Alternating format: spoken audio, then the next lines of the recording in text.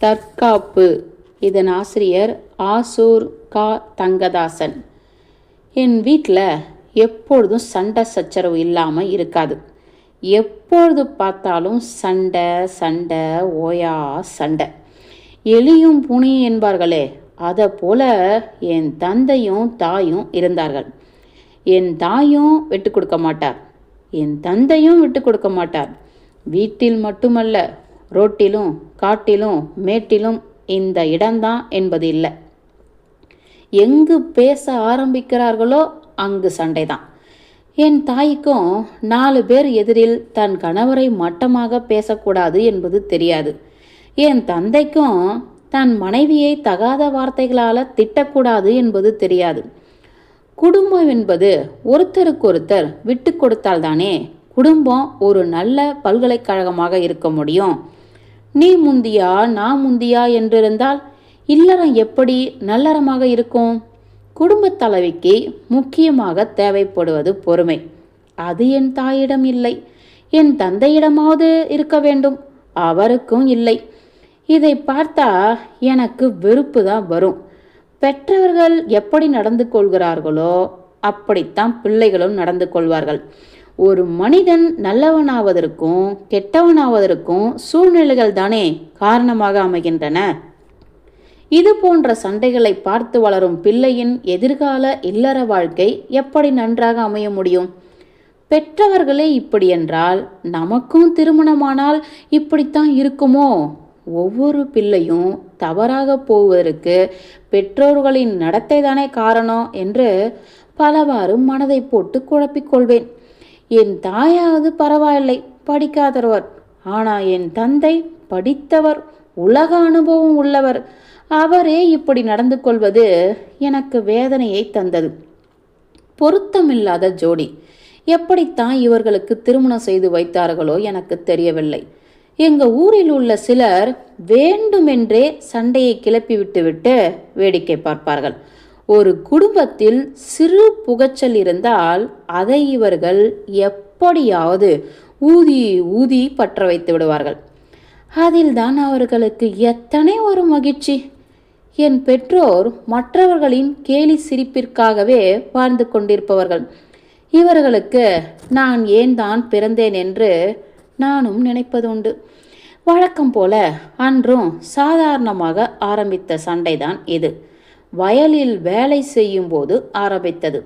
வாய் தகராறு கை கலப்பில் போய் முடிந்தது. என் தந்தை அடிக்கிறார்.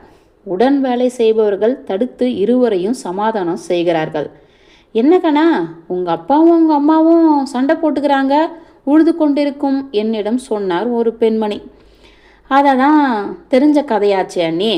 அமாவாசை அன்று கூட நிலவு வந்துட்டாலும் ஆச்சரியப்படுவதற்கு ஒன்றுமில்லை.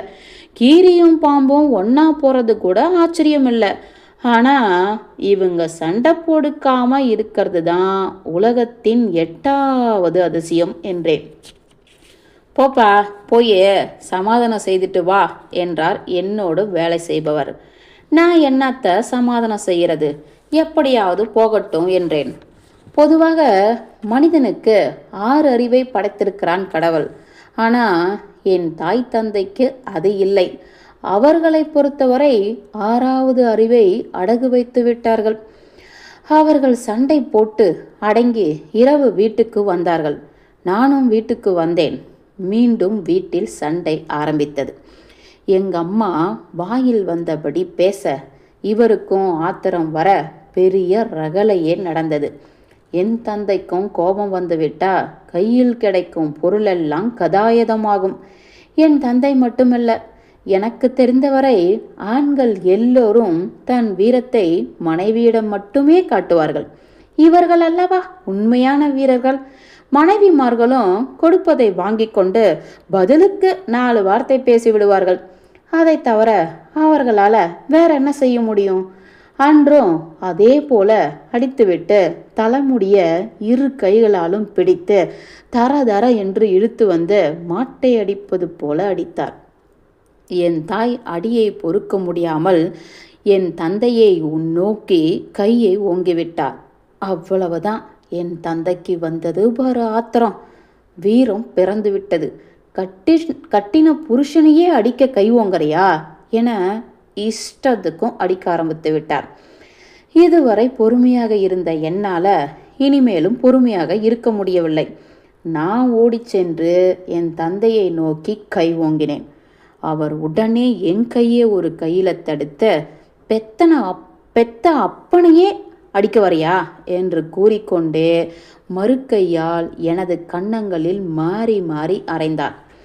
அவ்வளவு அடிகளையும் வாங்கி கொண்டு பொறுமையாக சொன்னேன், பா, உங்களை அடிக்க வந்தேன் என்பதை அறிந்து உங்களையும் அறியாம உங்க கை நான் அடிக்க வந்ததை தடுத்ததே ஏன்? அதுதான் தற்காப்பு. உங்களையும் மீறி உங்க கை என்னை மாறி மாறி அறைந்ததே, அது எப்படி வந்தது? ஏதோ ஒரு வேகம், ஏதோ ஒரு உணர்ச்சி உங்களை அப்படி செய்ய வச்சது. அதே போலதான் அவர்களும் அவர்களை மீறி ஏதோ ஒரு உந்துதலால அப்படி கையை ஓங்கிட்டாங்க. அது குற்றம் என்று சொல்கிறீர்களே. மனித உடம்பு மரக்கட்டை இல்லையேப்பா, உணர்ச்சி உள்ளது தானே. ஒரு மாட்டை அடித்தா கூட அது ஓரளவுக்கு தான் பொறுத்து கொள்ளும். அதனால் அடியை தாங்க முடியவில்லை என்றால் நம்மையே முட்ட வரும். அந்த மாட்டை விடவா இந்த மனித உடம்பு உணர்ச்சியற்றது? ஒரு நாயை கல்லால் அடித்தா கூட அதனால் வலி பொறுக்க முடியவில்லை என்றால் நம்மை கடிக்க வருமே. அந்த நாய்க்கு இருக்கும் உணர்ச்சி கூடவா மனிதனுக்கு இருக்கக்கூடாது? உலகில் உள்ள எல்லா ஜீவராசிகளும் தனக்கு துன்பம் நேருகிற போது தன்னை தற்காத்து கொள்ள அதன் பிறப்பிலேயே இயற்கை வழிவகை செய்துள்ளது. அம்மா கை ஓங்கியது குற்றம் என்றால் நீங்கள் அவர்களை அடிப்பது மட்டும் குற்றம் இல்லையா? அவர்கள் கை ஓங்கும் அளவுக்கு நீங்கள் ஏன் நடந்து கொள்ள வேண்டும்? 6 அறிவு உள்ள நாம் 5 அறிவு கொண்ட மிருகங்கள் செய்யும் காரியத்தை செய்யலாமா? எதற்கும் ஒரு அளவு உண்டுப்பா. அளவுக்கு மிஞ்சினால் அமுதமும் நஞ்சாகும் என்று சொல்வார்கள். அளவுக்கு மிஞ்சினால் அமுதமே நஞ்சாகும் போது மற்றவையெல்லாம் ஏமாத்துறோம். அவங்க கை ஓங்குற அளவுக்கு உங்கள் தகுதியை நீங்களே தாழ்த்திக்கிட்டீங்க. இதுக்கு மேலேயும் அவங்கள அடிப்பீங்கன்னா அப்புறம் நீங்கள் மனிதனாக பிறந்ததுக்கு அர்த்தமே இல்லைன்னு தான் சொல்ல முடியும். இனிமேலாவது 6 அறிவுள்ள மனிதனாக நடந்துக்குங்க என்று கோபத்துடன் கூறினேன். பிறகு என் தாயிடம் சென்றேன். மா, அவர்தான் ஆம்பளை, ஆத்திரத்தில் ஏதோ செய்கிறார். நீயாவது உன் வாயை அடக்கலாம் இல்லையா? எதுக்கு கூட கூட பேசி அடி வாங்கி சாகிற? யாகாவாராயினும் நாக்காக்கன்னு சொல்லுவாங்க. நீ எதை காக்கிறையோ இல்லையோ முதல்ல நாக்கையாவது காக்க கற்றுக்கோ.